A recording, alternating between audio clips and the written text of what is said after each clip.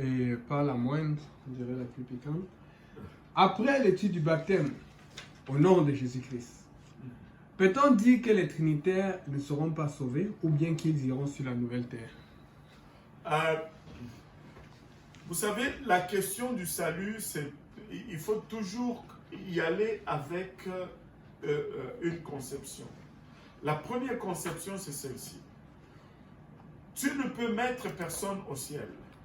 Tu ne décides pas de qui va aller au ciel. Moi, je ne décide pas de qui va aller au ciel. C'est Dieu qui décide de qui va aller au ciel. Maintenant, quand on dit seulement les Trinitaires qui sont baptisés au nom du Père et du Fils et du Saint-Esprit, qu'est-ce qui leur arrive? La première des choses, ce n'est pas une question générale que tu peux appliquer sur tout le monde. Ça va dépendre toujours de la personne, ce que la personne a connu et qu'est-ce qu'elle a accepté et qu'est-ce qu'elle a rejeté de ce qu'elle a connu et qu'est-ce qu'elle a mis en pratique de ce qu'elle a connu. Voilà. Maintenant, où est le problème quand... C'est quoi le problématique quand on n'est pas baptisé au nom de Jésus-Christ? C'est quoi le problématique? Il n'y a pas de savon. Hein? Il n'y a pas de savon, ça c'était un peu trop... Les péchés ne sont pas effacés. Les péchés ne sont pas effacés.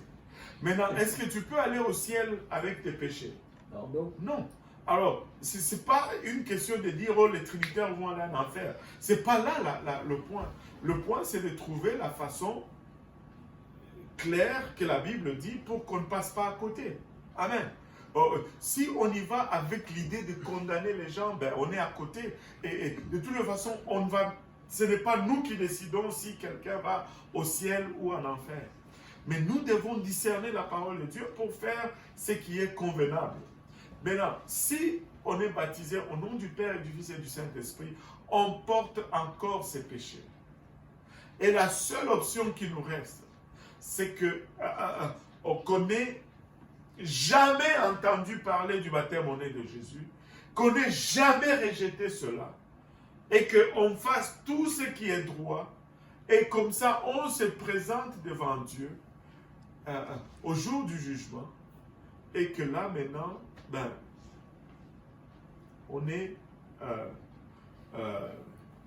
nos œuvres sont mises dans la balance, et qu'on y arrive comme juste.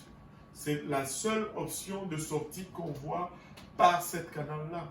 Mais à part de ça, si on t'avait prêché le nom de Jésus et que tu l'as rejeté, tu viens de te disqualifier toi-même, tu n'es plus un juste, tu es un injuste. Et la meilleure qui puisse t'arriver, c'est, il n'y a pas de meilleur qui puisse t'arriver. Donc, Acte 10, 43, juste lire ce passage.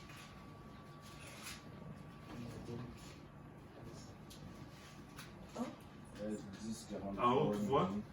Tous les prophètes rendent de lui témoignage que quiconque croit en lui reçoit par son nom le pardon des péchés. On reçoit par le nom de Jésus-Christ le pardon des péchés.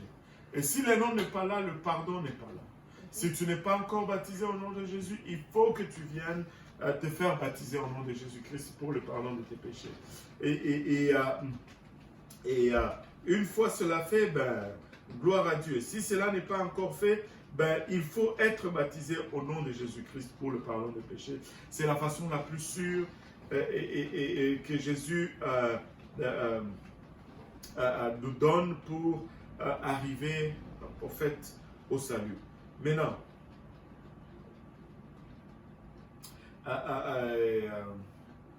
comment est-ce que je peux le dire?